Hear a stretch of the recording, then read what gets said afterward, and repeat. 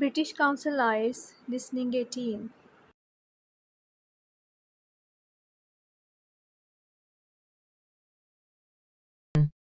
You will hear a new student on a short summer course getting information from the college receptionist. First, you have some time to look at questions 1 to 5.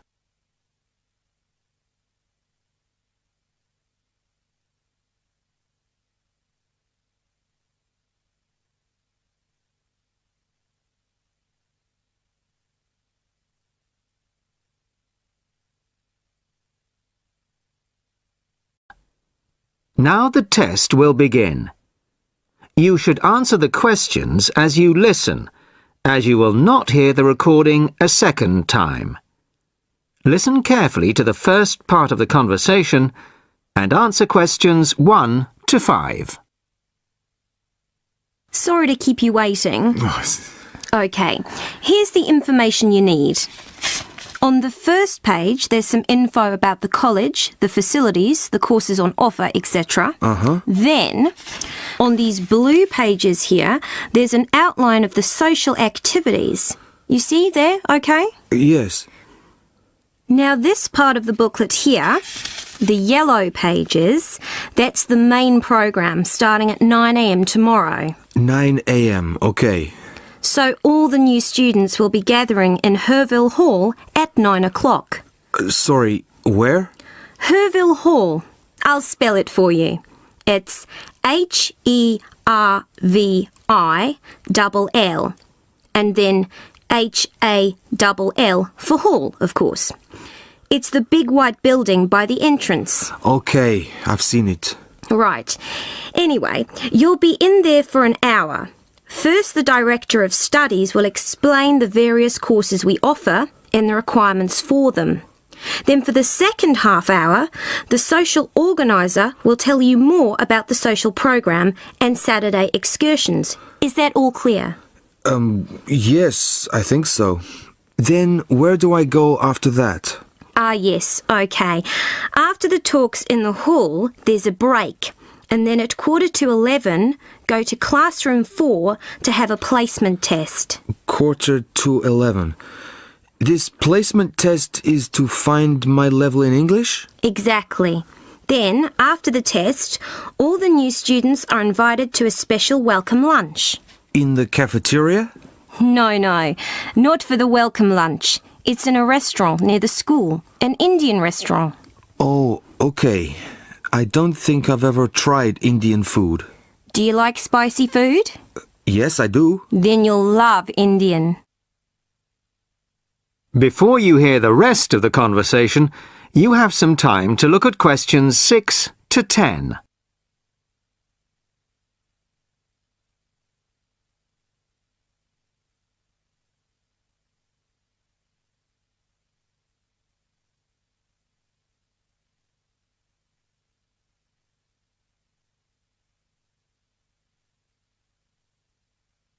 Now listen and answer questions 6 to 10.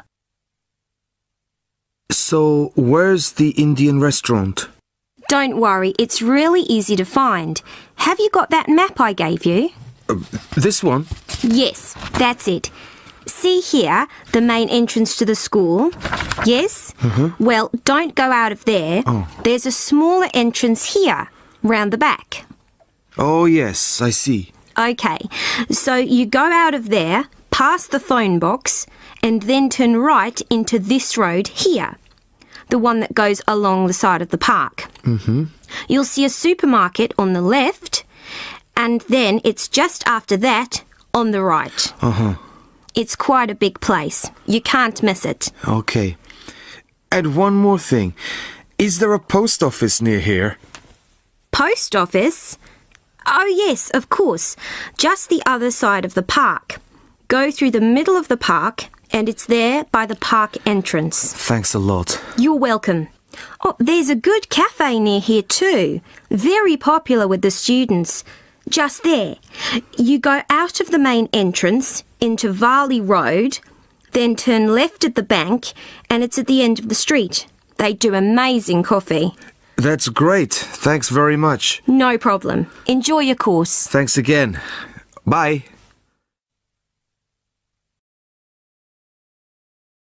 That is the end of part 1.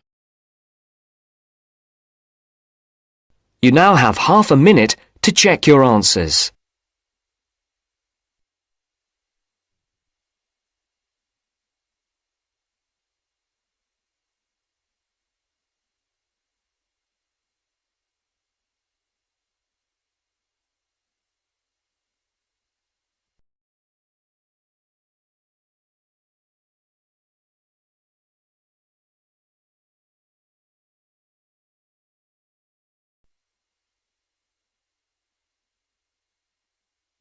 Now turns to part 2.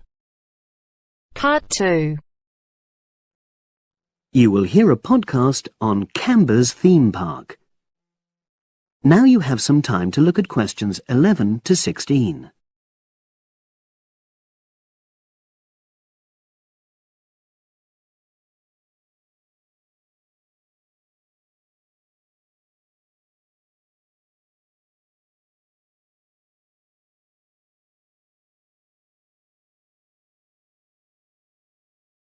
Now listen and answer questions 11 to 16.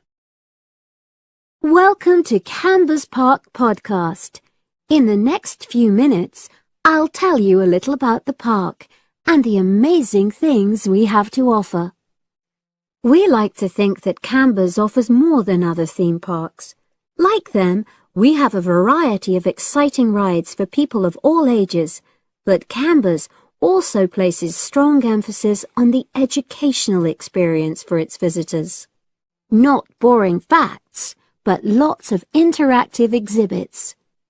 Although it's mainly an outdoor experience, we do have some indoor activities if the weather gets too dreadful. The park's got a lovely, well-established feel, set in 80 acres of beautiful countryside, about 3 miles south of the tourist resort of Dulchester.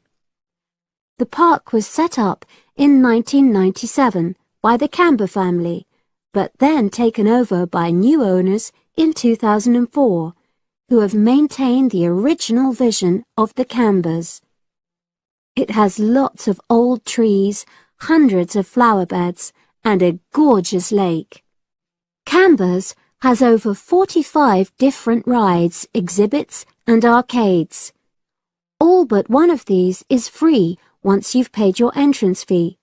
We charge a small fee for our newest ride to reduce the length of the queues. You don't pay anything for parking. A family ticket for a family of 4 works out at about £8 per person, which is amazing value. Full details of current prices are shown on our website, along with full details of rides, etc., and directions for getting to us. We also have a number of special offers. For example, if you live locally, why not join our Adventurers Club, which entitles you to 50% off ticket prices all year round, and a special lane for all rides and exhibits, which means you don't have to wait to get into any part of the park. See the Offers tab on the website. We've recently added a number of new exhibits to the park, and we're particularly proud of our Future Farm Zone, which houses over 20 different species of animals, from chipmunks to dairy cows. The emphasis is on getting near to the animals. All of them can be petted, and you can buy food for feeding the animals. Many of our younger visitors say that this is the high point of their visit. And speaking of food, don't let the animals have all the fun. We have a total of 7 different catering outlets on the site. We're open 10 to 5:30 all year round, and cold drinks and snacks can be bought at any time during opening hours. And hot food is available most of the day in the Hungry Horse Cafe from 11 until 5. Just half an hour before closing time. Now you have some time to look at questions 17 to 20.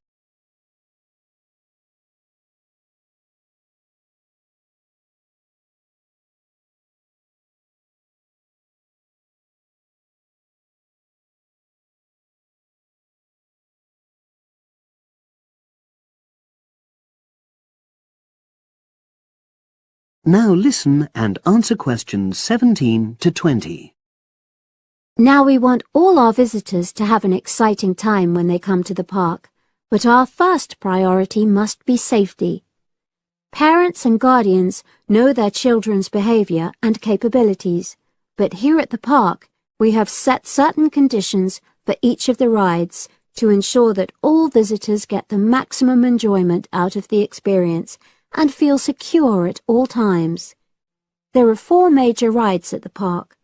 Our newest ride is the River Adventure, which is designed to reproduce the experience of whitewater rafting.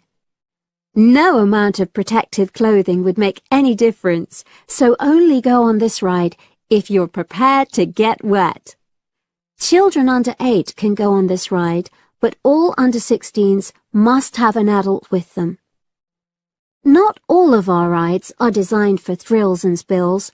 Our Jungle Gym roller coaster is a gentler version of the classic Loop-the-Loop, specially created for whole family enjoyment, from the smallest children to elderly grandparents, suitable for all levels of disability and health conditions. Carriages have comfortable seating for up to 8 people with safety belts for each passenger, which must be worn at all times. Sit back and enjoy the scenery. One of the best established and most popular of Canberra's rides is the massive swoop slide. Whiz down the polished vertical slide 9 meters in height and scream to your heart's content. There are no age or height restrictions. Be careful though, you must have on long trousers so you won't get any speed burns. And then there's the famous Zip Go-Kart Stadium with 16 karts, 8 for single drivers and 8 for kids preferring to ride along with mum, dad or carer. Take part in high-speed races in our specially designed Formula One style karts, but no bumping other karts, please. All riders must be above 1.2 meters because they have to be able to reach the pedals, even in the shared karts. Full details of all safety features are available on our website at www.canberraspark.com. So come and make a day of it at Canberra's theme park.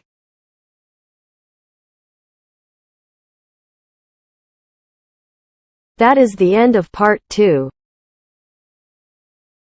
You now have half a minute to check your answers.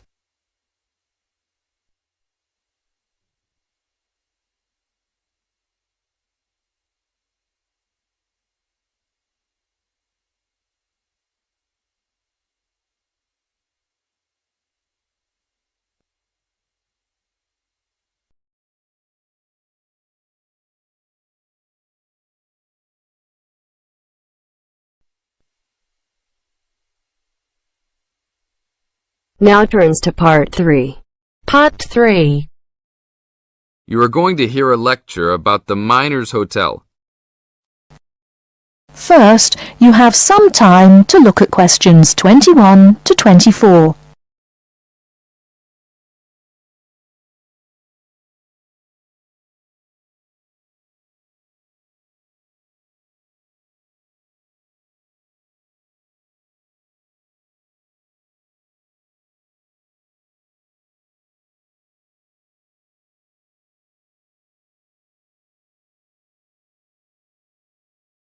Now, listen carefully and answer questions 21 to 24. Good evening and welcome to the Miner Hotel. We are pleased to have you as our guest.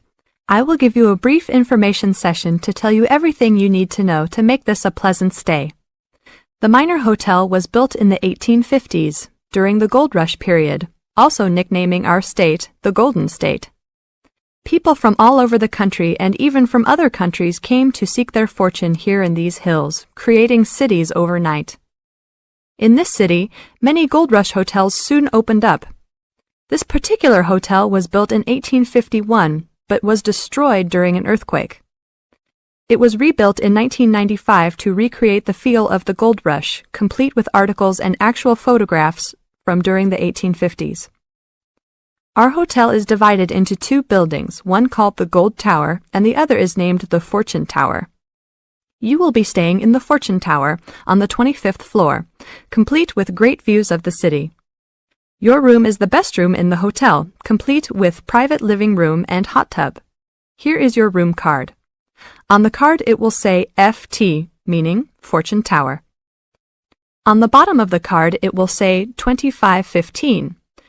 The 25 stands for the 25th floor, and the 15 stands for the 15th room on that particular floor. Before you hear the rest of the talk, you have some time to look at questions 25 to 30.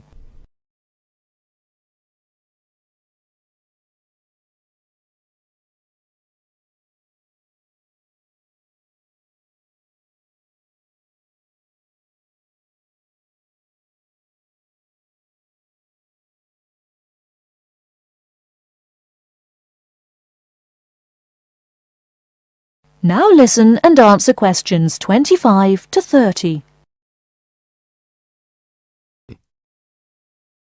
There are emergency exits in both towers of the hotel. They are located on the south side, opposite the elevators.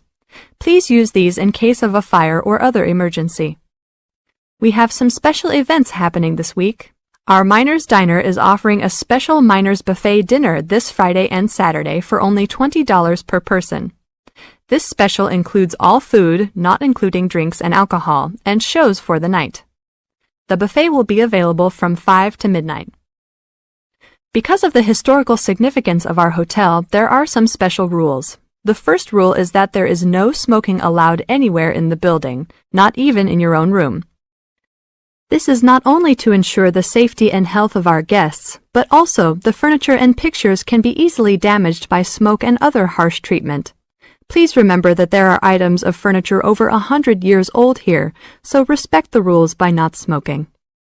Secondly, please do not take pictures using a flash of any of the drawings and paintings in the rooms or hallways, as they are old and fragile.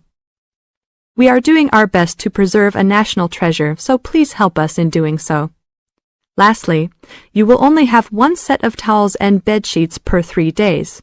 This is to conserve the water supply, as there are frequent droughts this high up in the hills. If there are any further questions, the staff of the hotel will be available to answer your questions. In the event that no one is able to answer your questions, I will also be available from 8 a.m. to 5 p.m. each day in the concierge.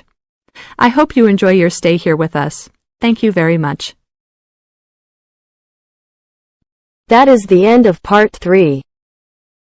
You now have half a minute to check your answers.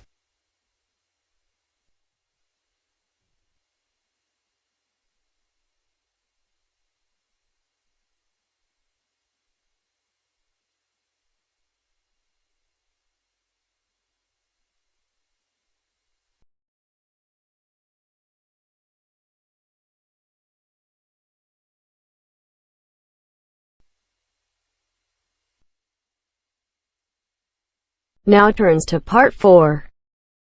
Part 4. You will hear part of a lecture about a place called Cuba PD. Listen carefully and answer questions 31 to 36.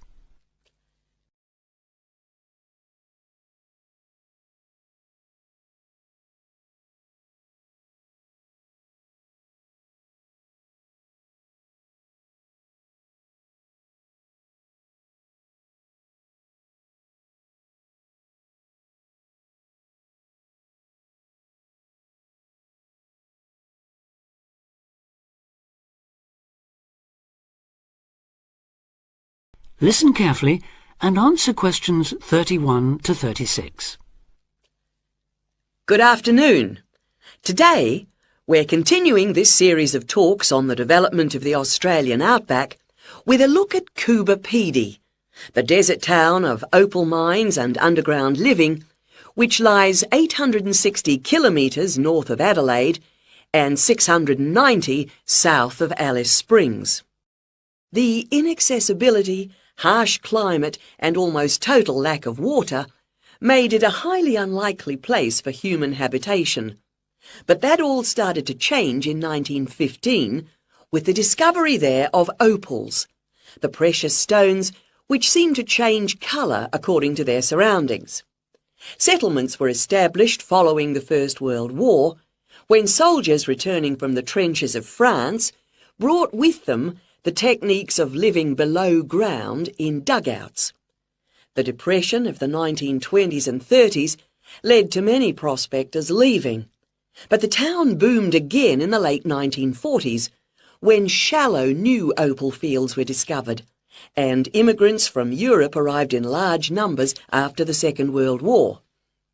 It must be remembered, though, just how hostile conditions were.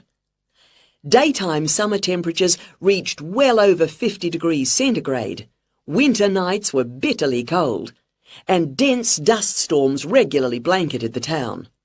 To cope with this, more and more people began living in disused mines and purpose-built subterranean houses, where the temperature remains at a comfortable 25 degrees all year round, so that eventually around 70% of the town's inhabitants had made their homes beneath the surface. This led to the construction of hotels and even churches below ground, as well as an entire underground shopping centre, the only one in the world.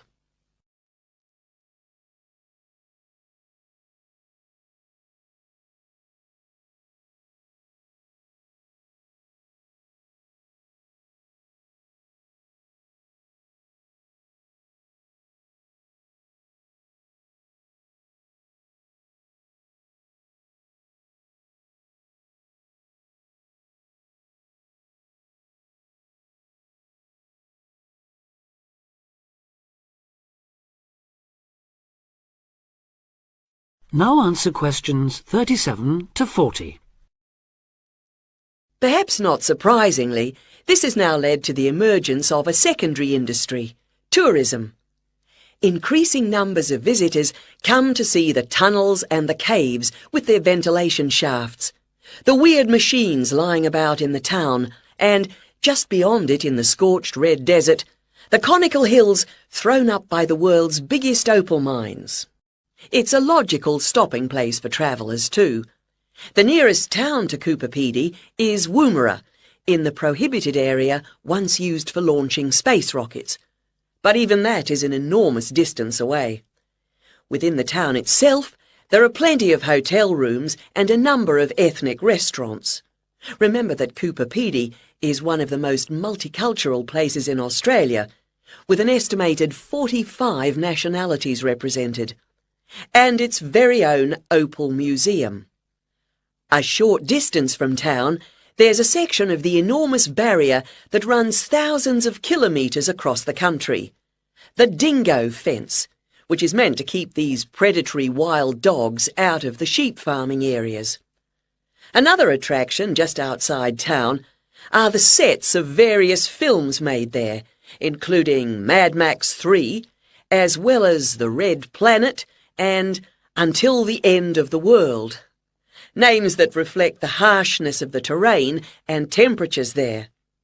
The name Coober Pedy, incidentally, comes from an Aboriginal expression meaning white man's hole in the ground. Next, I'd like to go on to talk about Broken Hill, another mining town, but one that...